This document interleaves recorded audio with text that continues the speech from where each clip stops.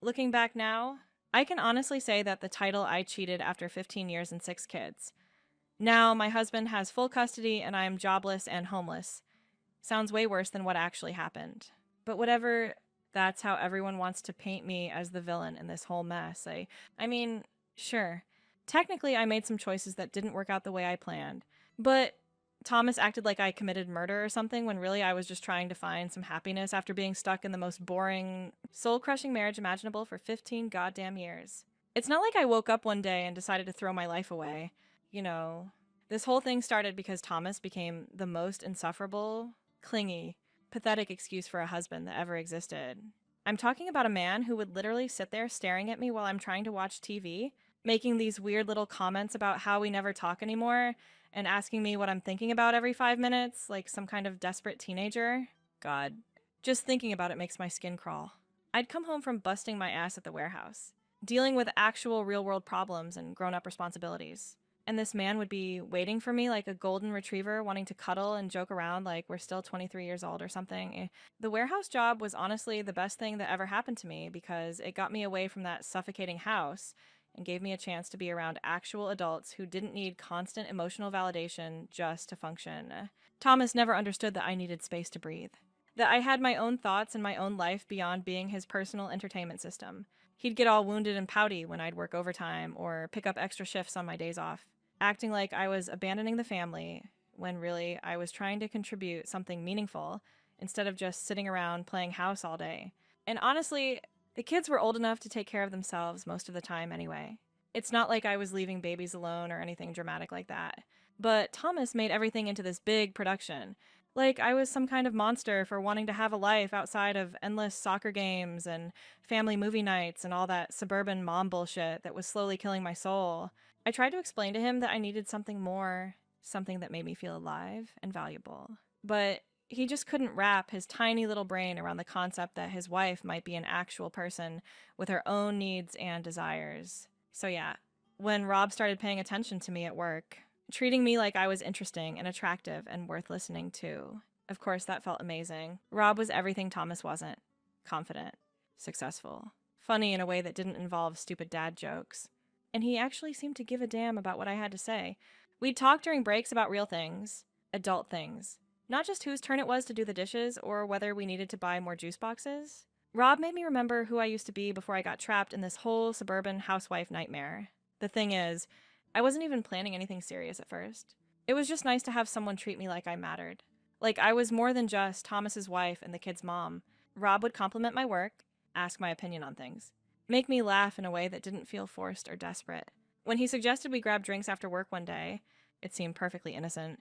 Just two adults having a normal adult conversation without someone whining about wanting to cuddle or asking me to explain my every facial expression. But Thomas, being the paranoid, insecure mess that he apparently always was underneath that nice guy act, decided to turn into some kind of psycho detective instead of just asking me what was going on like a normal human being. I mean, who the hell puts a GPS tracker on their wife's truck? That's not the behavior of someone who trusts and respects their partner. That's the behavior of a controlling freak who thinks he owns me. And the fact that he was apparently tracking my every move without saying a word just proves what kind of manipulative, sneaky person he really was all along. So when I started spending time with Rob at his apartment, yeah, I changed clothes first because I didn't want to show up in my gross warehouse uniform. That's called having self-respect and wanting to look nice for someone who actually appreciated the effort. Unlike my husband, who barely looked up from his phone most of the time when I walked in the room. And if I didn't answer my phone right away, it was because I was finally having some adult conversation and didn't want to be interrupted by Thomas's needy bullshit every 5 minutes. The whole thing with him stealing my truck was just typical Thomas behavior. Instead of talking to me like an adult, he had to make this big dramatic gesture to try to catch me doing something wrong so he could play the victim. Standing there in the driveway with that wounded puppy dog look when I got home, acting like I was supposed to feel guilty for finally finding someone who made me happy. And when I tried to explain that maybe someone had borrowed the truck or there was some misunderstanding, he just shut down completely and started with this cold, sarcastic attitude like he was so much better than me. I tried to make him understand that what I had with Rob wasn't about hurting him or the kids. It was about me finally feeling alive again after years of being taken for granted and treated like I was invisible. But Thomas couldn't see past his own hurt feelings to understand that maybe, just maybe, if he had been a better husband and actually paid attention to what I needed, none of this would have happened in the first place. Instead, he went straight into revenge mode, determined to punish me for daring to want something more than his boring, predictable version of love. The divorce was honestly a relief at first because I thought I'd finally be free to live my life without someone monitoring my every move and making me feel guilty for having basic human needs. But Thomas, being the vindictive asshole he apparently always was deep down, decided to make it as ugly and difficult as possible. He painted me as this terrible mother and unfaithful wife, conveniently leaving out the part where he drove me to look elsewhere by being emotionally unavailable and taking me completely for granted for years. And of course, the judge, probably some old-fashioned dinosaur who thinks women should just shut up and be grateful for whatever scraps of attention their husbands throw their way, bought Thomas's whole victim act hook, line, and sinker. Never mind that I worked my ass off to help support our family.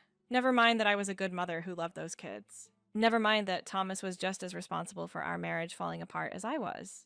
No, apparently cheating wives are automatically terrible people who don't deserve to see their own children, while cheating husbands get sympathy and understanding. The worst part is that Rob turned out to be a complete coward who couldn't handle a little workplace drama. As soon as HR got involved and started asking questions, he threw me under the bus faster than you could blink, acting like I had somehow forced him into the whole thing. Suddenly, I wasn't this amazing, attractive woman he couldn't resist. I was just some desperate housewife who had misunderstood his friendly gestures. The man who had told me I was beautiful and special and deserved so much better than what I had at home suddenly couldn't remember my name when it came time to face the consequences.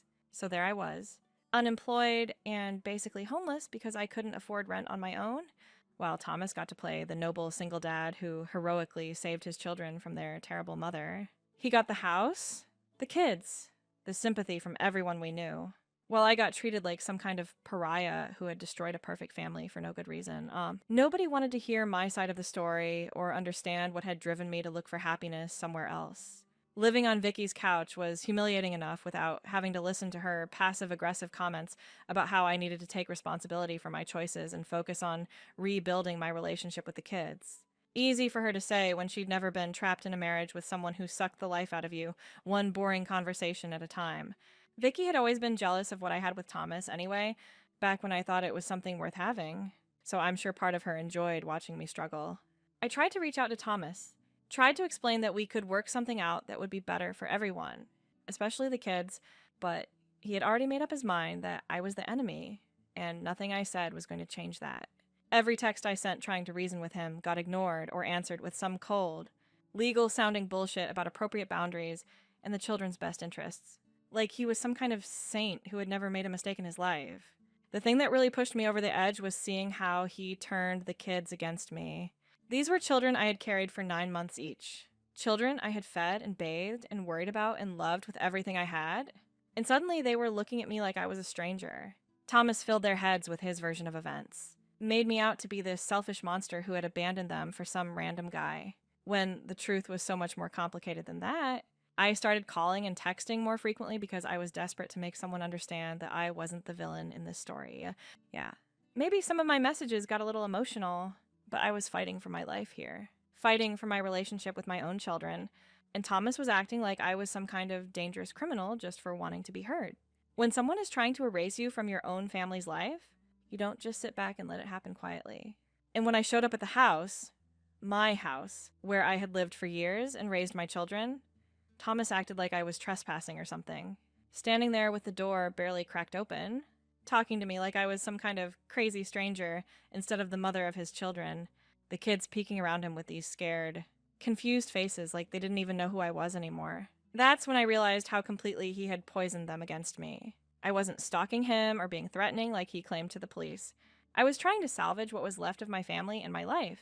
When you're desperate and everyone is ignoring you, sometimes you have to make some noise to get people's attention.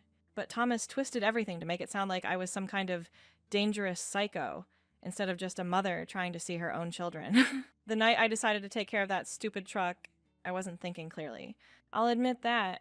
I was just so tired of seeing it sitting there in what used to be my driveway. This symbol of everything Thomas had taken away from me. That truck represented all the freedom and independence I used to have. All the possibilities that had been stripped away from me because I dared to want something more than the life he had planned out for me. I guess I thought that if I got rid of it, maybe he'd finally understand how much he had hurt me, like how much damage he had done by refusing to listen or try to work things out like adults. It was supposed to be symbolic, a way of showing him that his precious, perfect life wasn't as secure as he thought it was. But, of course, he couldn't see it that way. To him, it was just more proof that I was this terrible person who deserved to lose everything.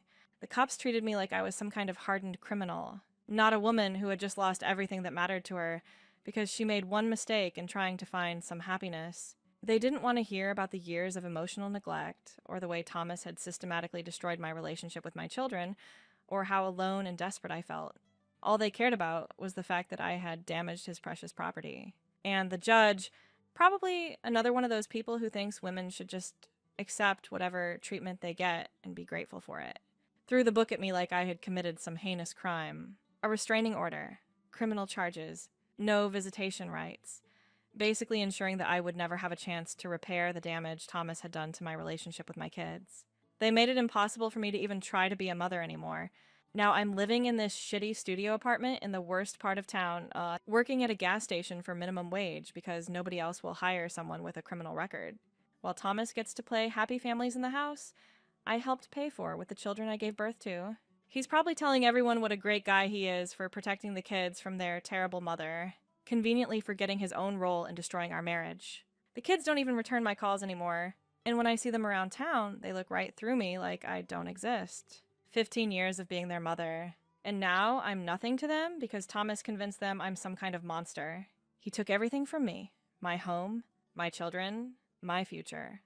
And somehow he's the hero in this story while I'm the villain who deserves everything bad that's happened to her. People act like I should be grateful that I learned my lesson or some bullshit like that, but the truth is, I don't think I did anything that terrible enough to deserve having my entire life destroyed. Yeah, I made some choices that didn't work out the way I hoped, but I was trying to save myself from drowning in a marriage that was killing me slowly. Thomas was just as responsible for what happened as I was. But he gets to walk away clean while I lost everything. I lie awake at night in this dump I have to call home now, listening to sirens and wondering how everything went so wrong so fast. 6 months ago, I had a family, a job, a future, and now I have nothing but this criminal record and a bunch of people who think I got what I deserved. Maybe I should feel sorry for what I did. But mostly I just feel angry that nobody ever tried to understand my side of things or gave me a chance to make it right. Thomas won, I guess. If that's what he was trying to do, he successfully erased me from the life we built together and convinced everyone that I was the problem all along. The kids will probably grow up thinking their mother was just some selfish bitch who abandoned them for another man, never knowing the truth about what really happened or why I was so desperate to find something better than what I had. But you know what? I'm not going to spend the rest of my life apologizing for trying to be happy or pretending that Thomas was some kind of perfect husband who didn't deserve what happened to him. He made his choices just like I made mine. And if he couldn't handle the fact that his wife was an actual person with needs and desires beyond serving his family, then maybe he wasn't the man I thought I married in the first place. I still think about Rob sometimes. Wonder what might have happened if he had been brave enough to stand by me when things got difficult. We could have had something real and meaningful instead of this disaster that destroyed everything I cared about. But I guess he was just another coward who wanted the fun parts without any of the responsibility or consequences. The hardest part is knowing that my kids are growing up without me, forming memories and having experiences that I'll never be part of because their father decided I didn't deserve to be their mother anymore. They're probably doing fine without me, which hurts more than I want to admit, because it means I wasn't as important to their lives as I thought I was. Sometimes I drive by the old house just to see if anything has changed. If maybe Thomas has realized what a mistake he made in pushing me out of their lives completely, but it always looks the same, neat and tidy and perfect. Like I was never there at all. Like 15 years of marriage and 6 children and all the love and work and sacrifice I put into that family just disappeared without leaving a trace. I know people think I should move on, start over, build a new life and stop looking backward. But how do you start over when everything you cared about has been taken away from you? How do you build a new life when you're stuck working minimum wage jobs and living in places that smell like cigarettes and despair? How do you move forward when your own children have been taught to hate you? The truth is, I don't think Thomas ever really loved me the way he claimed to. If he had, He would have fought harder to save our marriage instead of just giving up the minute things got complicated. He would have tried to understand why I was so unhappy instead of just punishing me for trying to find something better. A man who really loved his wife wouldn't have destroyed her relationship with her children just to prove a point. But I guess none of that matters now. Thomas got his revenge. The kids have their perfect single dad, and I got exactly what everyone thinks I deserved. I'm the cautionary tale. The woman who threw away everything good in her life for a few months of excitement with a man who turned out to be nothing special after all. And you know what the really fucked up part is? I don't even regret trying to find something better than what I had. I regret that it didn't work out. I regret losing my kids. I regret that Rob turned out to be such a disappointment. But I don't regret refusing to settle for a marriage that was slowly suffocating me, or trying to remember what it felt like to be desired and appreciated. Maybe that makes me a terrible person in everyone else's eyes, but at least I'm honest about who I am and what I wanted. Thomas can keep playing the victim, and the kids can keep believing his version of events. But I know the truth about what really happened and why. And maybe that has to be enough, because it's all I have left.